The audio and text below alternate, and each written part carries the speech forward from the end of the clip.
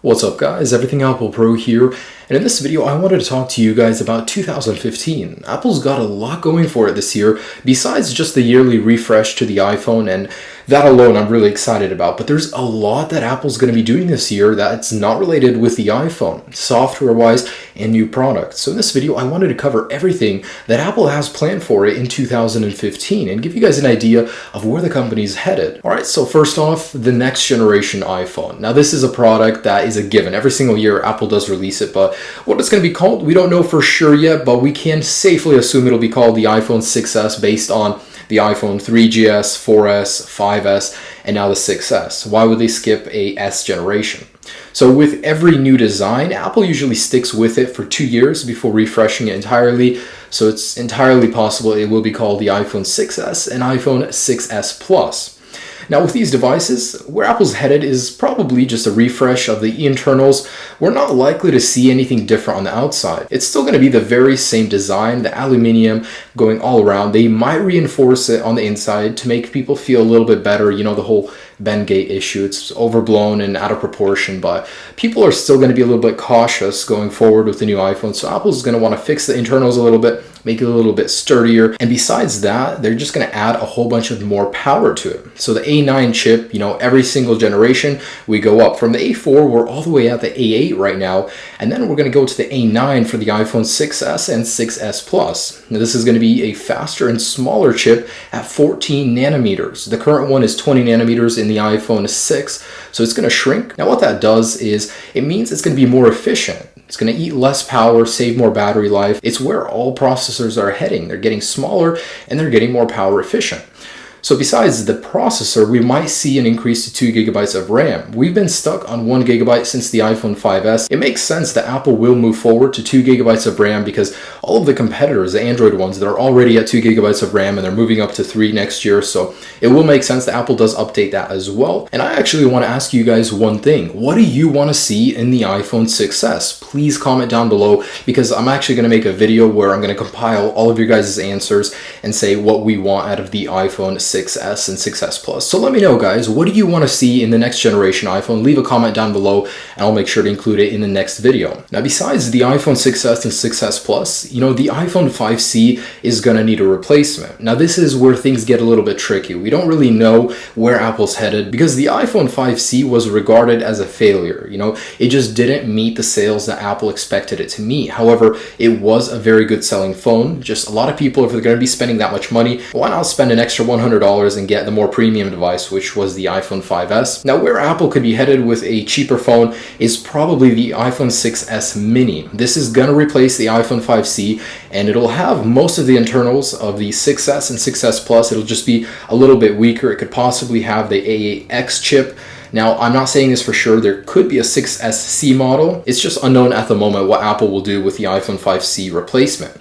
Now, there will for sure be an iPhone 6C mini. You know, the iPhone 5S does need a replacement. Not everybody needs a larger phone, and it'll feature mostly the same internals as the larger 6S and 6S Plus. It'll just be smaller, just like the 5S. It'll just have a smaller design. Next is the iPad Pro.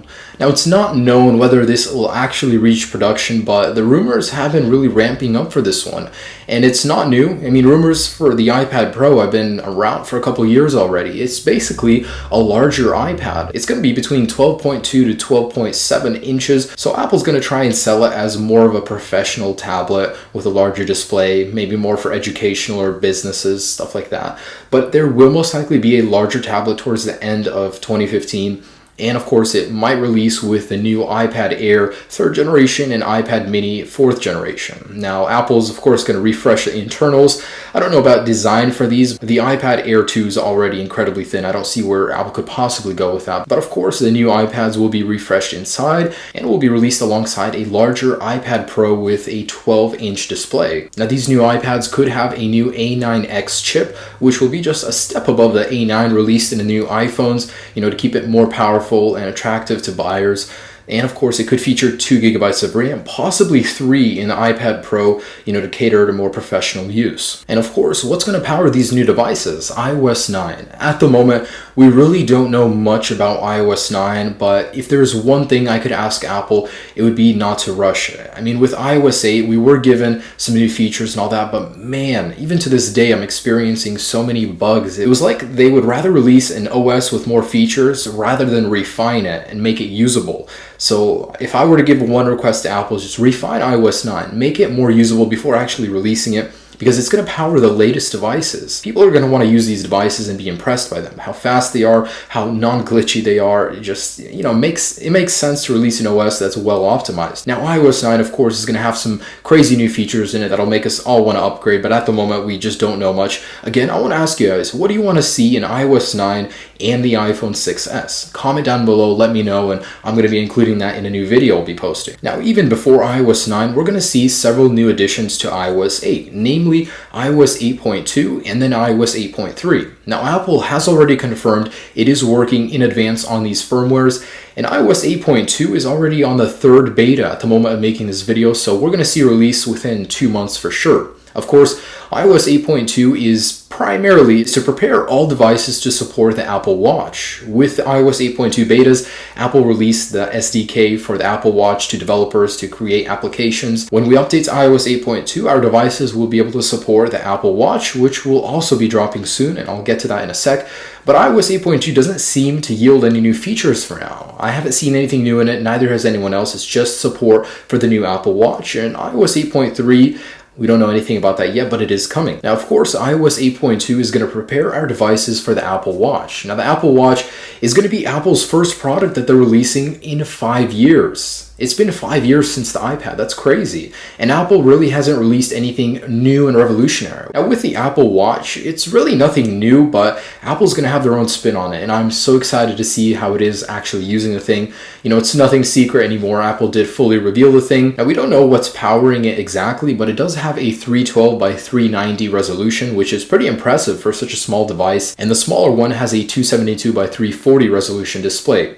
Now, these new Apple Watches, I'm sure they're going to be powerful.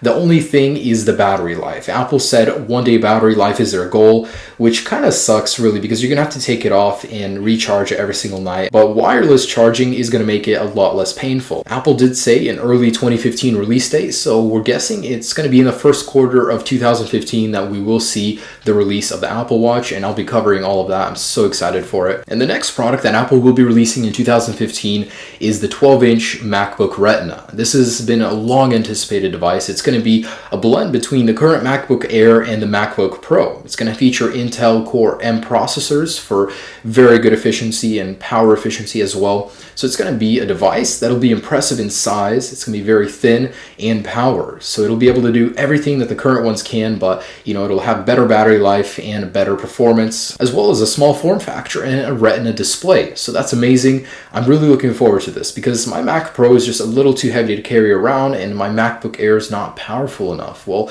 I think it's going to be a perfect blend between the two, and it's going to come in 3 colors: silver, gold, and space gray. So that's going to be super cool. It'll be a throwback to the old MacBook days when they had white ones and black ones. I think that'll be really exciting. Supposedly, there's going to be no fans in it for a super quiet design, a revamped trackpad, and reversible USB connectors. That sounds too good to be true to find in a laptop nowadays, but one can hope. Now, we might see a refresh of the Mac Pro version 2.0, which will have the new Skylake processors from Intel, which will ship later in 2015. I mean, this one is from 2013, and Apple hasn't really done anything to it. It's possible it will have DDR4 support as well for incredible fast processing, and of course, it is overpriced. You can build a Windows equivalent for much cheaper, but it does have the refinement of Mac OS, so it's a device that not everybody's going to afford. It's more for the professional market, but I'm actually really looking forward to it. I absolutely love the Mac Pro design, and I'm excited to see where Apple could take it.